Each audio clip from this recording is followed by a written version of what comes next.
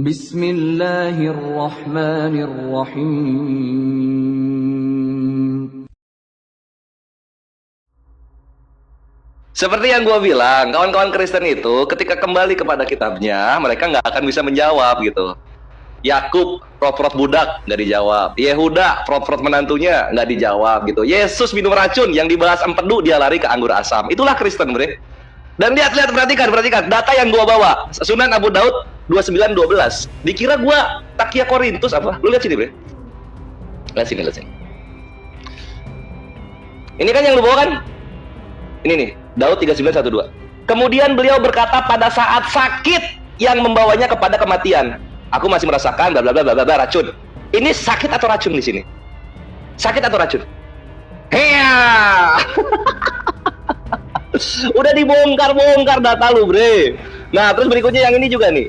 Itulah kenapa dari Ibnu Abbas penyakit yang mengakibatkan kematiannya bukan racun haibar sebagaimana empedu yang mengakibatkan kematiannya. Sirah Nabawiyah lu, yang lu bawa itu titik Nabi mati karena racun. Itu bukan Nabi yang ngomong, itu penulisnya yang ngomong. Itu kan ada tanda kecil tuh, footnote-nya. Itu lu baca di situ footnote-nya. HB mau bohong depan kores aja ahli data. HB Zainab sekarang ya, perhatikan Zainab. Katanya dia bilang Nabi mengambil istri orang katanya. Perhatikan di sini. Maka tatkala Zaid telah mengakhiri keperluan terhadap istrinya, ini Tirmizi 3137 ya, menceraikannya, dar, selamat datang di kebenaran. Udah cerai, beda sama Yehuda, masih jadi menantu, diprot-prot itu menantunya.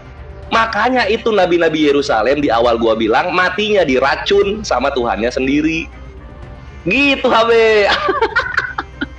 Perhatikan, ada nggak istrinya nabi-nabi kalian yang seperti istri nabi-nabi kami?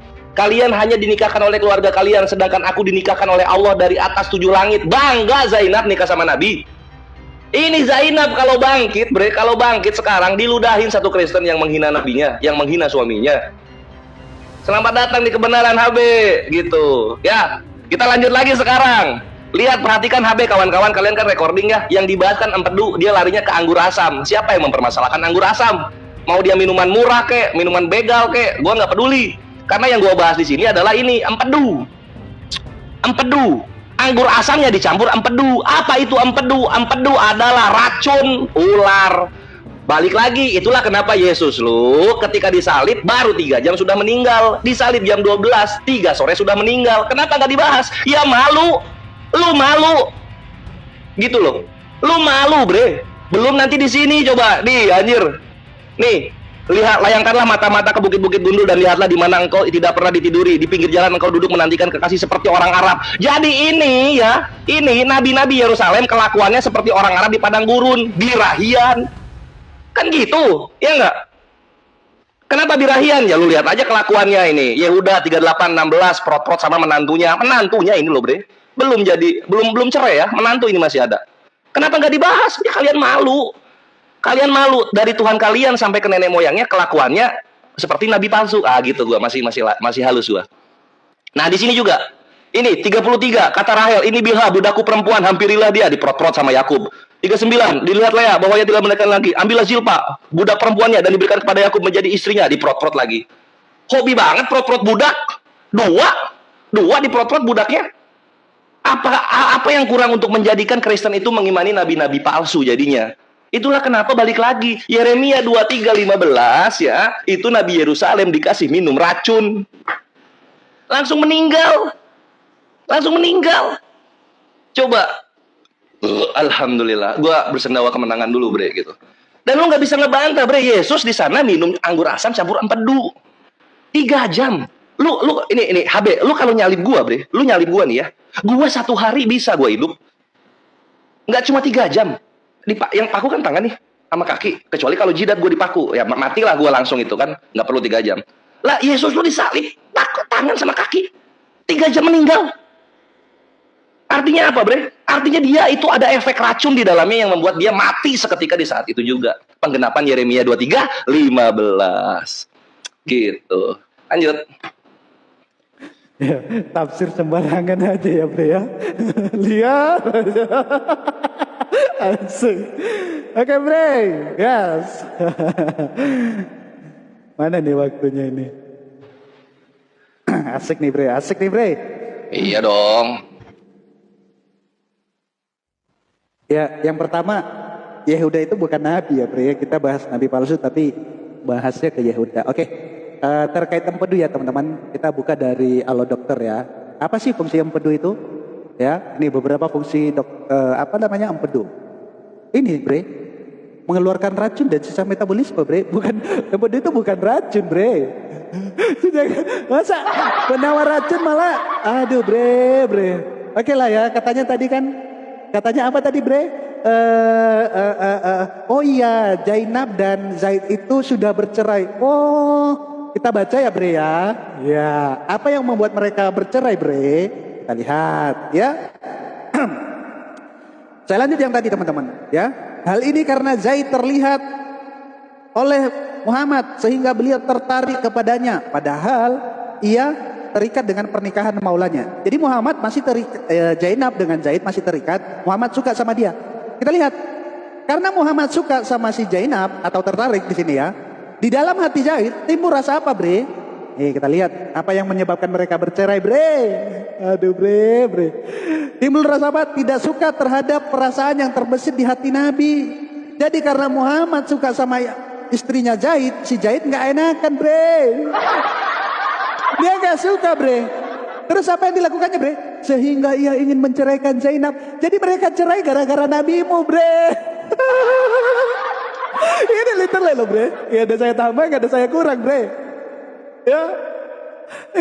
Ini gimana sih bre ini? Ya cari tahu lah bre. Kenapa mereka bercerai bre? Mukanya jangan kemana-mana bre. Sini lah bre. Aku tadi nggak lari-lari mukaku bre. Mukanya kesini lah bre. Itu teman-teman, dia nggak mau lihat layar. Kalau saya bacain data dia nggak mau lihat layar teman-teman. Ini udah nggak fair ini. Aduh, berat saudara-saudara. Ini bre ya. Jadi mereka bercerai bre, betul. Tapi apa yang menyebabkan mereka bercerai? Karena Nabi bre. Ya.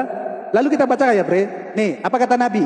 Ya. Tahanlah terus istrimu. Padahal, perhatikan bre, padahal Nabi ingin Zaid, maksudnya ingin anak angkat ini, bin Harits, menceraikannya. Masa Nabi kok pengen banget diceraikan istri orang bre?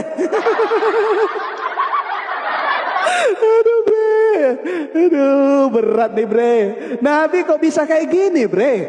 Kok dia pengen istri orang diceraikan sama suaminya bre? Sehingga apa bre? Sehingga beliau bisa menikahi. Parah nih bre. Aduh. Ini bahaya ini bre. Kalau anak-anak santri tahu ini bre, nggak akan mau lagi masuk pesantren bre. Masa Nabi kita orang yang paling kita puji-puji, ya kan? Terus yang dia mau itu supaya orang itu menceraikan istrinya, supaya apa? Dia bisa menikahinya. Nggak akan mau lagi orang masuk pesantren bre, yakin gua bre. Astaga. Aduh. Biasanya bre ya, kalau yang seperti ini itu perempuan bre. Apa istilahnya itu? Pelakor bre. Tapi ini kan Nabi, laki-laki. Gak mungkin lah gua bilang pelakor bre. Biasanya yang seperti itu perempuan bre. Suka merusak hubungan rumah tangga orang itu perempuan bre, pelakor. Aduh bre, malam panjang nih bre. Tapi gua disclaimer ya bre ya. Gua nggak tanggung jawab ya kalau dulu di sidang APII ya.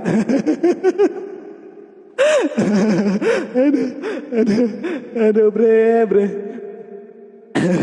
Aduh, tarik nafas dulu guys. Ketawanya terlalu berlebihan bre. Coba bre dijelasin bre. Kok bisa Nabi itu kok pengen banget gitu loh, supaya istrinya itu diceraikan biar bisa dia nikahin, itu gimana itu bre? Nabi kok suka merusak rumah tangga orang bre? Anak angkatnya loh bre. Parah ini bre.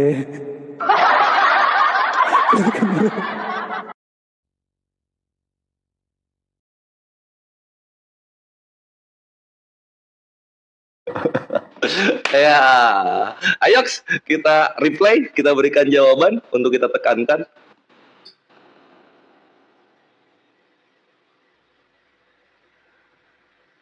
Oke, mantap Smabre. Jadi ketika lu bilang Nabi itu memprot-prot menantunya, ternyata itu sudah patah ya.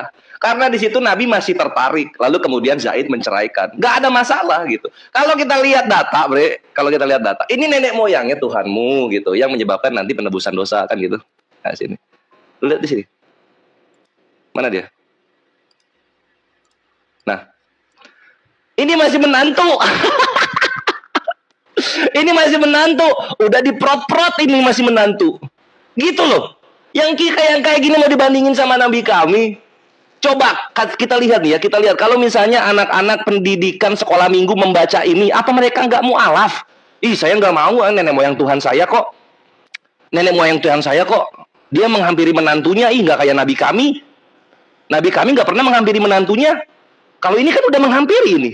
Marilah aku mau menghampiri engkau, gitu loh. Oh, inilah kenapa ada bokep-bokep sama tante-tante gitu, Bre. Dan Zainab itu malah bangga. Zainab itu malah bangga Nabi menjadi suaminya gitu. Zaid juga nggak pernah membenci Nabi. Zaid nggak pernah membenci Nabi. Ini lihat nenek moyang Tuhan lu, bahwa perempuan itu menantunya dihampiri. Ini udah masuk kelamin sama kelamin. Gitu loh. Jadi lu kalau mau tertawa soal Nabi, kenapa lu ke bagian ininya sakit hati? Kok bagian ininya sakit hati? Kita baca ya. Berpalinglah Yehuda mendapatkan perempuan yang di pinggir jalan itu serta berkata, marilah aku mau menghampiri engkau. Ini mertua kok sangean, sebab ia tidak tahu bahwa perempuan itu menantunya. Tanya perempuan ini, apakah yang akan kuberikan kepadamu jika engkau menghampiri aku? Wah, transaksi, Bre.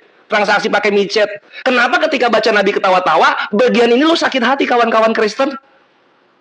Kenapa sakit hati? Kan ini kenyataan. Coba, Nabi kami masih tertarik. Kalau ini kelamin sama kelamin udah ketemu ini. Ini kelamin sama kelamin udah ketemu loh. Ini kalau misalnya santri-santri melihat, membaca, ini makin mantap dia Islamnya.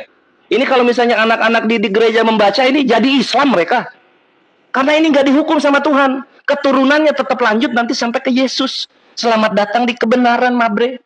Gitu. Dan lucu-lucu kawan-kawan, ketika gua bawa ini ya, empedu, langsung dia cari empedu di Indonesia, bukan bahasa aslinya. Lah gua kan bawa bahasa aslinya di sini nih, Koles ini. Dia bawa terjemahan. Data gua original teks dibantah oleh terjemahan. Lu bayangin itu. Dia bawa empedu. Empedu itu menetralisir racun katanya. Iya, empedu bahasa Indonesia. Lah ini kan Koles ini bahasa Yunaninya. Koles. Bahasa Inggrisnya gal gitu.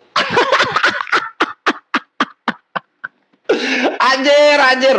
Lu rata serius gitu loh. Kenapa? Karena nenek moyang Tuhan lu, Yehuda, yang nanti dari spermanya ini akan keluar berkontribusi terhadap jadinya wujud manusia Tuhan lu, dia ini masuk kelamin sama kelaminnya dengan menantunya. Nabi kami masih tertarik.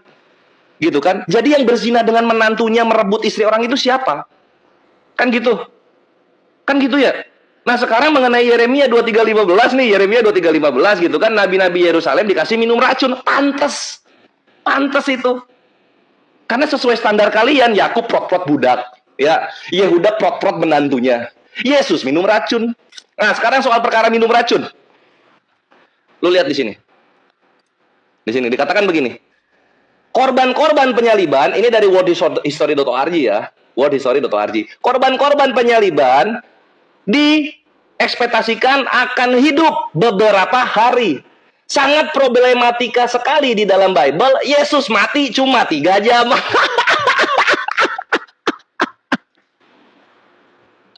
Gimana mau jadi Tuhan kalau Nabi aja statusnya palsu gitu loh, Bre.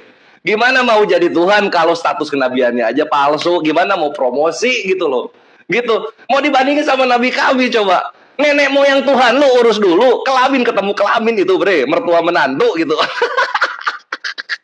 mau dilawan sama nabi kami aja nggak ada ininya lah, Bre. Beda levelnya gitu loh. Ini apa ya, nabi kami kelas nabi pilihan mulia tertinggi sama Yehuda yang prot-prot menantunya kelamin sama kelamin masuk, nggak ada lawannya itu, Bre. Gitu.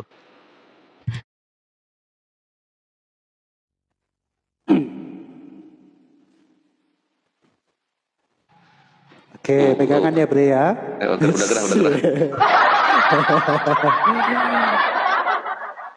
Ya itulah ya teman-teman, kehabisan bahan, kehabisan materi dari tadi Yehuda terus yang dibawa. Yang pertama, Yehuda itu bukan nabi, bre. Ada kisah-kisah itu di dalam Alkitab betul, karena Alkitab tuh jujur menceritakan. Makanya yang salah tetap salah kalau di dalam Alkitab, bre. Kita dari tadi tuh bahas nabi palsu, bre. Iya kan? Terus dia ngomongin apa tadi? Apa namanya, ada film-film tidak bagus itu, film-film blue. Aduh, jangan, bre. Kita buka data ya, teman-teman. Aku ada kisah ini, bre. Ya. Jadi kisahnya itu, bre, itu terdapat di Asbabun Nuzul, bre. Surah At-Tahrim ayatnya yang ke-1, bre. Aduh, pegangan ya, bre ya. Ini agak seru sih soalnya. Nih, kita baca ya, bre ya. Jangan-jangan, bre, film Jepang tuh terinspirasi dari ini, bre. Tak bacain, bre. Al-Hakim dan Anasai meriwayatkan dari Anas bin Malik dengan sanad yang doif. Sohi, bre, sorry, saya salah baca. Sohi ya. Dia menuturkan Muhammad memiliki budak wanita yang biasa beliau gauli, bre, pembantu nih, bre. Ini terinspirasi nih, pembantuku, penyelamatku, bre. Bahaya ini, bre. Lantaran Aisyah dan Hafsah tidak senang karena nggak suka nih, bre, sama nabimu, bre. Dengan dia prot-prot sama pembantu tadi, bre. Apa yang mereka tuh? Dengan sikap Rasulullah kepada budak wanitanya, akhirnya beliau mengharamkan. Cile, udah ketahuan tuh ketangga bahasa haram. Udah ketahuan aja lu ngomong haram. Tadi pas lu naikin enak aja lu. Aduh, bre. Nabinya kok gini banget, bre. Kok gini banget, bre. Udah ketangkap basah baru haram. Tadi pas gak ada orang lu sikat aja. Terus dia ngomong nenek moyang. Oke, kalau mau bahas nenek moyang aman, bre. Aku tuh senang banget itu, bre. Aduh, bre. Nih, bre. Sirah Nabawiyah, bre. Ibnu Hisam. Kita baca, bre. Ya. Bapaknya nabimu, bre. Kita lihat, bre. Kelakuannya, bre. Kita lihat ya, bre.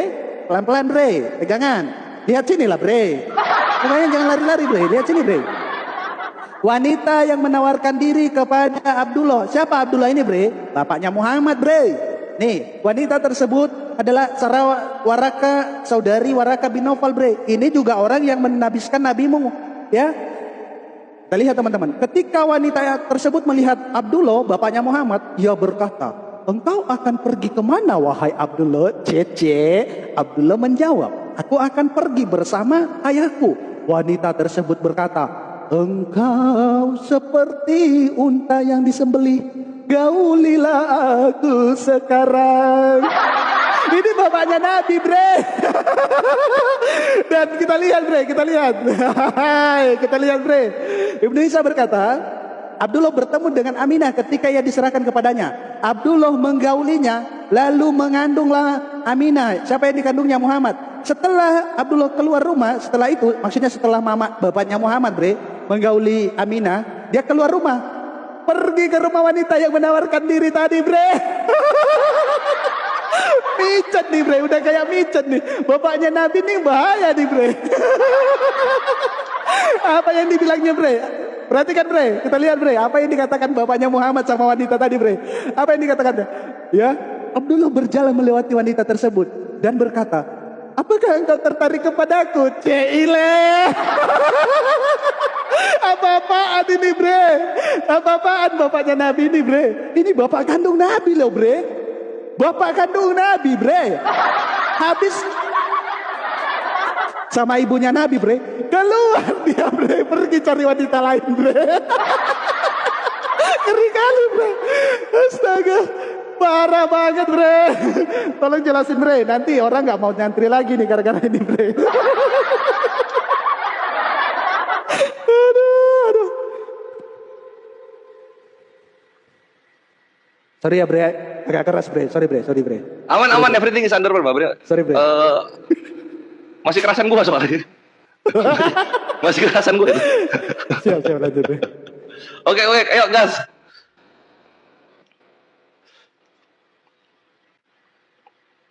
Gue agak bingung ketika dibawain bapaknya Nabi gitu. Pertama, bapaknya Nabi gak berzina. dia tertarik sama wanita gitu. Jatuhnya sama kayak Nabi. Gitu. Kan gitu. Jatuhnya sama kayak Nabi. Nggak, woi, kabur dia. Woi, kemana ini? Aduh, empedu nggak dijawab. Perkara mengenai racun 3 hari doang terus meninggal nggak dijawab. Aduh, kawan-kawan, kayak mana ini? Mungkin kita mari kita apa namanya? Ya, gue bilang juga dia sampai minta maaf itu ya takut gue balesnya lebih keras sampai ke argumen soal Tuhan kawin gitu. Tapi jangan kabur juga lah, maksudnya pelan-pelan aja. Oh ya, Kores, kayaknya gue izin dulu ya, kan bisa kayak gitu. Kenapa langsung cabut begitu saja gitu loh? Ini baru soal kelamin ketemu kelamin, mertua dan menantu gitu kan, gitu. Baru soal mati diracun 3 jam langsung tewas gitu. Baru di sana belum. Ini udah masuk lagi deh. Sip. Lu kena pelanggaran, Bre. Hah, masa? Nih gua tampilin ya. Ntar. Makanya lu terputus dari gua. Nih. Tuh. Lakukan live dengan koreksi. Bukan, itu lu yang okein, bukan gua terputus ya, Ge. Iya, gua okein, langsung hilang lu dari live. Gimana tuh? Ya iya, itu namanya lu memutuskan siaran sama gua. Slow aja lah, nanti tunggu gua rungkat baru lu nanti kita nyambung lagi. Jangan lu nya yang turun lah. Sangka orang kabur lah, Ya, balik lagi kita kawan-kawan, nggak jadi kabur HB, Bre. HB nggak jadi kabur. Karena ya namanya juga Kores gitu kan, memang terbiasa. Masa framingnya kabur? Masa framingnya iya, nggak jadi kan. Nggak jadi kabur. Oke. Lanjut. Oke. Iya gitu. Karena balik lagi kawan-kawan, seperti kita lihat, walaupun dia mau bawa bapak Nabi, di sana bapak Nabi tidak prot-prot. Berbeda dengan Yehuda yang prot-prot sama menantunya, kelamin ketemu kelamin, kan gitu ya. Lalu kemudian soal perkara Nabi gitu kan bersetubuh dengan budaknya. Itu kan memang dalam surah Al-Mu'minun, lu lihat di sini, surah Al-Mu'minun. Al-Mu'minun ayat 5 sampai 7. Tunggu. Ini kalau tafsir itu begini nih, kalau udah diklik dia langsung ke bawah banget. Nah. Nih. Dan orang-orang yang menjaga kemaluannya kecuali terhadap istri-istri mereka atau budak yang mereka miliki. Jadi di mana berzinahnya? Di mana berzinahnya? Kan gitu. Cuman kalau sama budak itu jatuhnya berzina di dalam kekristenan, ya lu terima kenyataannya, Bre. Kalau misalnya ini Yakub ini Yakub nih. Yakub dia prot-prot langsung 2. Pertama Bilha, budak perempuannya Rahel, lalu yang kedua adalah Zilpa, budak perempuannya Lea. Ini diprot-prot sama Yakub. Makanya bangsa pilihan itu setengah istri merdeka, setengah budak. Selamat datang di kebenaran, Mabre Haji.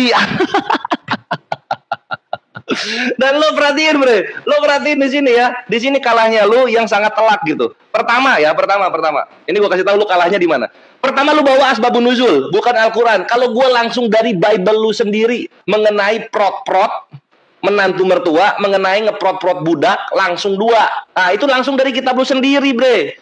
Itulah kenapa Yeremia 23:15 ya. Yeremia 23:15 itu sebenar-benar menjadi pemantik bahwasanya memang layak nabi-nabi dari Yerusalem itu mati kena racun. Layak itu, Bre, serius. Karena sesuai standar lu. Gitu kan? Menantu mertua kelamin ketemu kelamin. Lalu kemudian sama budak kelamin ketemu kelamin juga. Lu bawa bapak nabi kelamin sama kelaminnya nggak ketemu. Jadi balik lagi gitu. Kenapa ketika lu bahas Islam lu ketawa-ketawa, ketika gua counter pakai Bible lu sakit hati? Kenapa, Bre? Kenapa bisa sakit hati gitu? Kan itu tertulis dalam Bible gitu. Asbabun nuzul hilang nggak ada masalah, Al-Quran kami tetap lestari. Tapi kalau Bible lu tipek tuh, lu tipek bagian mertua menantu prot-prot sama budak prot-prot juga, mau jadi apa? Ini bahaya ini, makanya kalau misalnya kita bahas dengan anak didik gereja yang sekolah minggu gitu kan, nangis mereka ke orang tuanya, minta masuk Islam itu, Dre. Dia bakal minta masuk Islam aja kalau misalnya kejadian itu. Karena apa? Lu lihat sendiri anjir, lu nggak hujat Nabi, ternyata Nabi nggak prot-prot, Yehuda lu yang prot-prot. Lu nggak hujat siapa lagi? Bapaknya Nabi, ternyata bapaknya Nabi nggak prot-prot. Itu Yakub, anjir, Yakub itu bapaknya Yehuda itu yang prot-prot gitu kan, sama budak 2 kan gitu. Lu ngehujat Nabi, ternyata Tuhan lu sendiri yang matinya diracun gitu kan. Dan itu masih belum bisa dibantah sampai sekarang, bre.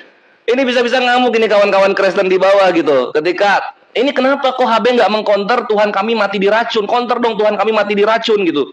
Jangan pakai data terjemahan. Lu pakai empedu. Empedu bahasa Indonesia.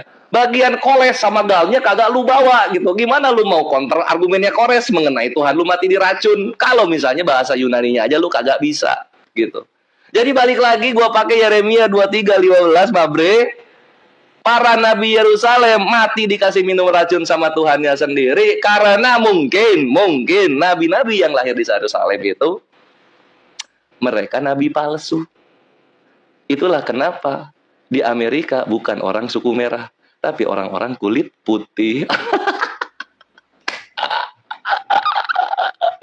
Jadi gitu deh ya. Jadi tolong dijawab 3 poin tadi yang gua bawakan gitu kan, yang prot-prot budak gitu, prot-prot budak nabi palsu gitu kan. Berzina ya, berzina mertua menantu nabi palsu. Lalu kemudian mengenai perkara mati diracun cuma 3 jam meninggal, itu juga sebagai tanda-tanda nabi palsu, penggenapan Yeremia 23:15. Thank you.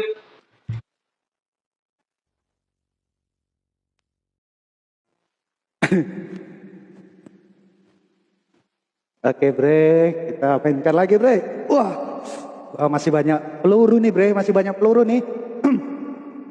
Kita kayaknya bisa lanjut ini bre. Jam 12 agak lewat lah kita nanti ya. Masih asik soalnya bre. Oke teman-teman ya. Jujur ya teman-teman, saya kasihan sama Kores ya. Dari tadi yang dibahasnya Yehuda. Udah dibilang Yehuda itu bukan nabi bre. Ada nggak dia keluarin data lain bre? Dia tak groggin tak gimana? Dari tadi Yehuda. Udah aku bilang ya, kisah itu terjadi. Iya banyak kisah-kisah itu terjadi ya, dan tidak pernah dibela itu bre. Salah ya salah bre. Maksudnya move on lah, bawa peluru lain kayak gue ini. Gue udah bongkar nih ya, gue udah bongkar berapa kitab ya kan. Nih bre, udah bongkar berapa kitab, lu masih di Yehuda aja bre. Kasihan gua bre. Oke lah, kita mainkan lagi guys. Betapa hancurnya harga diri Nabi bre. Ya, kita akan buka bre. Hadis Bukhari 4853. Sahih ya bre ya. Bahaya nih bre. Gimana nih anak pesantren tahu nih bre? Ya. Nah, jadi ini ada kisah Nabi keluar bersama orang, terus ketemu sama perempuan, nih, ya, di rumah kebun kurba, yaitu Umayyah binti, inilah namanya bre, ya kan? Dan ketika Nabi menemuinya, beliau bersabda, bre, lihat bre, kelakuan Nabimu bre, serahkanlah dirimu untukku. Lagi-lagi apa yang kayak gini bre? Jumpa wanita langsung minta serahkanlah dirimu untukku bre. Kita lagi, ini kalau ada pesantren tahu, gini banget Nabi kita lihat perempuan langsung ngomong serahkanlah dirimu untukku. Ya ampun ya Allah ya Karim bre. Apa kata wanita itu bre? Kita lihat bre. Perhatikan harga diri nabimu bre. Apa kata wanita itu? Apakah seorang permaisuri menyerahkan dirinya kepada rakyat jelata, dibilang nabimu bre. Kasian banget nabimu dikatain rakyat jelata bre. aduh, makanya punya harga diri bre. Jangan ketemu perempuan langsung minta serahkan dirimu sama aku. Ya ngamuk lah perempuan itu, dibilangin apa sama nabimu? Dasar rakyat jelata lu. Rakyat jelata. Maka beliau pun menjulurkan tangannya. Masih minta dia bre, udah dikatain rakyat jelata. Ini nggak punya harga diri bre. Nih, maka beliau pun menjulurkan tangannya dan menyentuh dan memegangnya. Akan tetapi wanita itu berkata, saking takutnya nih bre, aku berlindung kepada Allah darimu. Maka bersabdalah, sampai ketakutan perempuan ini bre, dibuat Nabi bre. Ketakutan bre. Aku berlindung kepada Allah darimu katanya. Kejam banget nabimu bre. Minta perempuan bre, serahkan dirimu untuk bre. Waduh kejam bre. Lalu beliau bersabda, sesungguhnya kamu telah berlindung dengan zat yang melindungimu. Setelah itu beliau keluar dan berkata, wahai Usai, belilah dua-dualah pakaian dari katun. Karena perempuan ini nggak mau sama dia, udah dikatain rakyat jelata juga bre. Aduh bre. Kok bisa-bisanya nabimu ini nggak punya harga diri dikatain rakyat jelata bre. Ini kalau anak pesantren tahu bre, tahu nabinya dikatain rakyat jelata sama perempuan bre. Aduh, nabi mau rakyat jelata katanya. Apa yang mau mereka jawab bre? Kok bisa-bisanya nabi ini ketemu perempuan langsung ngomong, serahkanlah dirimu untuk, asem banget nih bre. Dikira ini, astaga ini bukan Alexis bre. Tolonglah bre, tolonglah. Astaga. Ya maksudnya bolehlah kita itu ngeres gitu loh. Bolehlah kita itu apa ya namanya itu pengen banget gitu, udah tegang banget. Tapi ya jangan di depan umum minta perempuan bre. Akhirnya apa bre? Gara-gara dia kayak gitu dikatain rakyat jelata dia bre. Ini bukan Alexis bre, bukan Mice tawar-menawar perempuan bre. Inilah kalau macam-macam bre. Sembarangan jumpa wanita, serahkanlah dirimu untukku. Dasar kau rakyat jelata, kata wanita itu. Dikatain rakyat jelata bre, kasihan bre. Astaga bre. Nggak tahu lagi mau ngomong apa bre. Astaga. Udah bre. Oke mantap, tetap belum ketemu kelamin dengan kelamin ya. Masih menang Yehuda dong, masih menang Yehuda. Oke, kita lanjut. Cut. Ya, jadi lucunya Kristen tuh gitu. Ketika Nabi ditolak oleh wanita gitu kan, diketawain. Ketika nanti Nabi banyak wanita-wanita yang menyerahkan diri kepadanya, nanti dibilang turun ayat, turun celana. Jadi kalian maunya gimana sama Nabi kami? Hah? Maunya gimana sama Nabi kami? Nanti banyak wanita menyerahkan diri kepada Nabi, kalian bilang turun ayat, turun celana. Ketika dibilang Nabi itu ada yang tidak mau menyerahkan dirinya kepada Nabi, dibilang nggak tahu diri. Maunya apa? Hah? Maunya apa? Perhatikan di sini. Lihat di sini ya, Bre. Nih. Cut. Ini dari Muwatta Malik 968 gitu. Seorang wanita datang kepada Rasulullah Shallallahu Alaihi Wasallam dan berkata, wahai Rasulullah, saya telah menyerahkan diriku sepenuhnya kepada Anda. Yesus, ada nggak yang kayak gini? Ada nggak wanita yang menyerahkan diri kepada Yesus jadi istri? Enggak ada. Orang Yesaya 53 nomor 2 rupanya tidak tampan. Satu ya. Yang kedua bre. Ini dari Musnad Syafi'i 1219. Seorang wanita pernah datang kepada Nabi lalu berkata, wahai Rasulullah, sesungguhnya aku menyerahkan diriku kepadamu. Dar, 2. Masih banyak bisa gua bawa data-data seperti ini. Tapi nanti dibilang turun ayat, turun celana. Makanya bre, Nabi kami dibanding sama tokoh-tokoh biblos kalian yang ada berapa, 56 atau lebih itu gitu, nggak ada bandingnya. Karena apa? Karena Nabi kami disayang oleh bangsanya, bangsa Arab. Sedangkan Nabi-Nabi kalian mati diracun, Yeremia 23:15. Gitu, langsung anjing belajar. HB gua bikin belajar mencatat data-data Kores kawan-kawan. Segala data yang dia bawa, ujung-ujungnya nggak hujat. Padahal kita tidak menemukan kelamin ketemu kelamin di dalamnya, sebagaimana Yehuda dan Yakub yang benar-benar prot-prot di dalam kitab suci. Selamat datang di kebenaran. Gitu bre. Langsung nyatet dia langsung nyatet. Kita lanjut lagi ya. Dan berikutnya ya kawan-kawan, di sini mana? Nah, gue mau bahas di sini ya. Ini di Matius 27:45. Ini perhatikan di sini. Ini data nanti masuk ke data yang gua masih mau bahas yang racun dulu. Ini seru ini. Mulai dari jam 12 kegelapan meliputi seluruh daerah itu sampai jam 3 ya. Kira-kira jam 3 berserulah Yesus dengan suara nyaring, Eli Eli lama sabachthani, artinya Alaku mengapa engkau meninggalkan aku. Jadi jam 12 sampai jam 3, 3 jam ya, 3 jam ya. Itulah kenapa nanti di sini dikatakan begini. Korban penyaliban itu harusnya beberapa hari masih hidup. Ini sangat problematik. Di gospel Yesus mati dalam waktu 3 jam. Ini kalau dibawa ke moralitas Tuhan, Tuhan apa yang maha kuasa cuma kuat 3 jam di kayu salib. Gitu. Nah, kenapa gua bawa penyaliban? Karena penyaliban ini adalah penebusan dosa bagi nenek moyangnya Yesus yang prot-prot ketemu kelamin berzina dia. Pertama Yehuda dan menantunya, lalu kemudian nanti ada Daud sama istri orang, kan gitu. Itu kelamin ketemu kelamin baru, bre. Oh, anjir, lihat anjir. Keringet dingin HB lawan gua, bre. Padahal data gue masih itu-itu aja loh. Data gue masih itu-itu aja loh. Kenapa HB? Nggak ketemu. Yang sesuai dengan hujatan lu. Nabi berzina itu nggak ketemu ya. Masih dicari ya. Ayo dicari dulu gitu. Yang kayak Yehuda gitu loh, bre, yang kelamin ketemu kelamin, mertua menantu gitu kan. Yang kayak kelamin ketemu kelamin gitu. Siapa namanya? Yakub sama dua budaknya. Dua budak, bre. Atau enggak yang kelamin ketemu kelamin, Daud sama Bathsheba, kayak gitu loh. Itu harus ada.